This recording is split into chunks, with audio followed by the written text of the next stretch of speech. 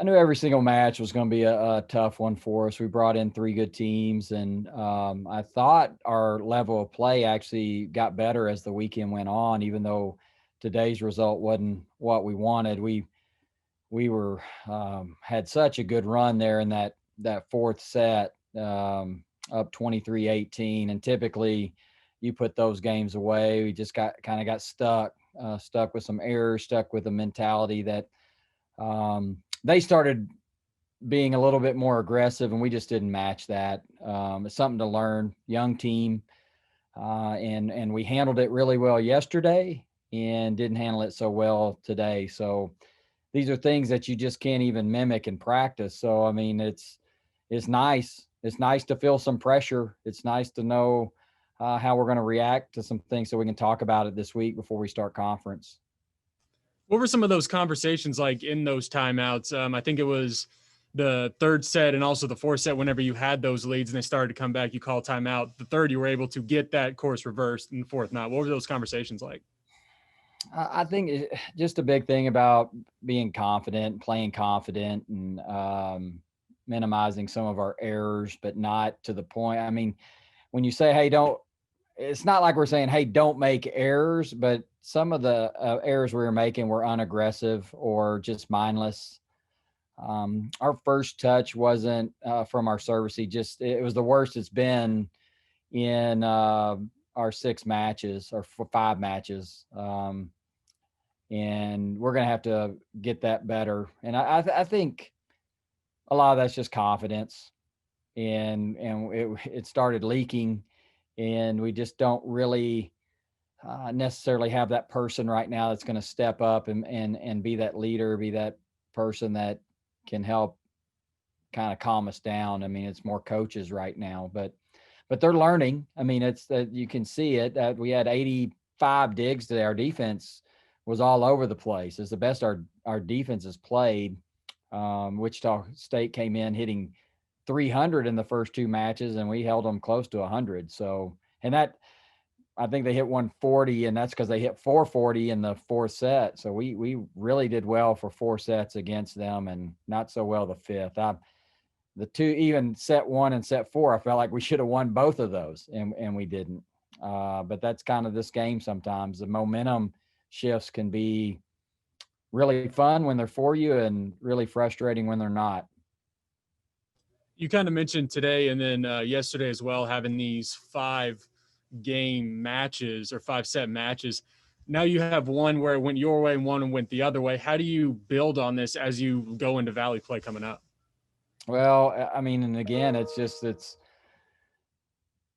being able to talk to him, which you already kind of have, about how our mentality, how we reacted. Now we had to come from behind yesterday, so it felt like we had the momentum. And then today, when we allowed the other team to come from behind, we didn't reach back out and grab it. So it was like they flipped it on us the way we kind of flipped it on South Dakota last night. If you would have told me coming into this weekend that we'd go 2-1 and push the third team to a fifth set, I think I would have taken it. I mean, this was like I said, a really good weekend, a weekend that's going to prepare us for conference play for sure. And Wichita State's going to have a good year. I mean, they're a really solid team. He even had a couple players that weren't here that I think would be playing for him. So um, once they get into league play, they were picked, I think, fourth on their side of the conference. They're going to surprise some people. They're going to get a lot of wins.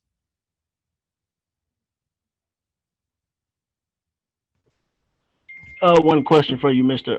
McRoberts. With it almost being a year removed from your initial hire as coach, what could you say was about the progression of your team and how they performed in this 3 game stretch?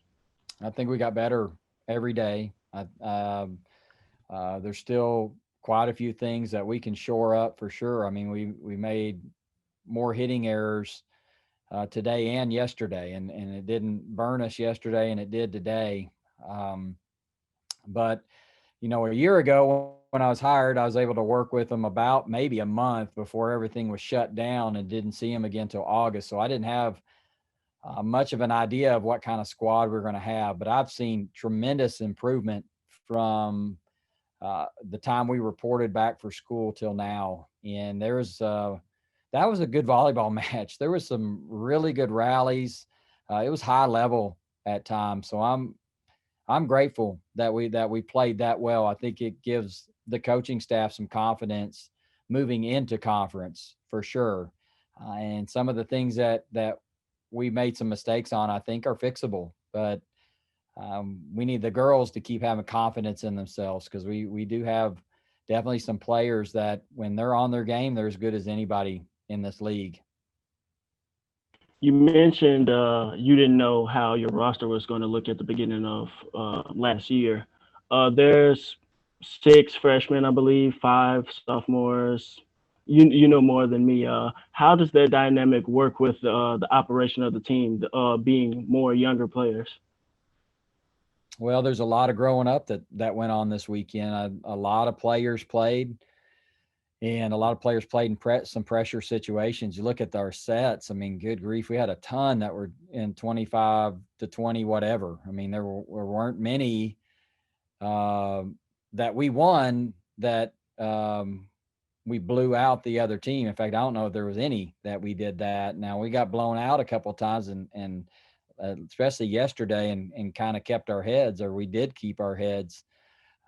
So it's going to be a lot of growing up, and thankful that we got to play at home all 3 matches. We're going to have to go on the road to start conference, and it's going to be a tough match at Southern Illinois, but thankful that we got these 3 in, because again, I think when you have young players like that, the only way that they grow up and the only way that they get better is to play.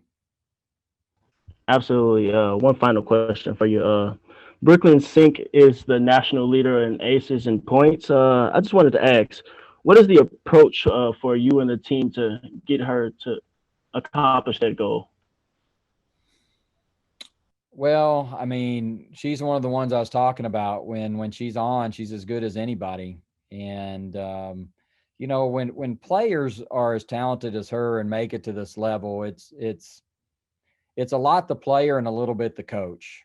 And so really my job with her is just to try to help her be confident in herself and allow herself to make some mistakes and then bounce back and go after it again. She needs to stay aggressive. She can be in the top 10 in the nation for us on kills and points and all that. She can earn that.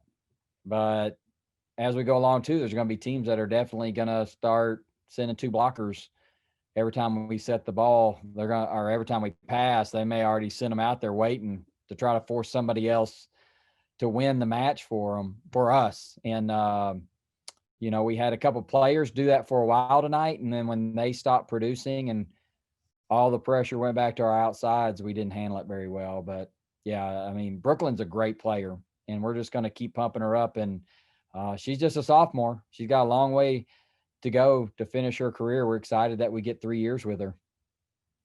Thank you. Appreciate it, sir.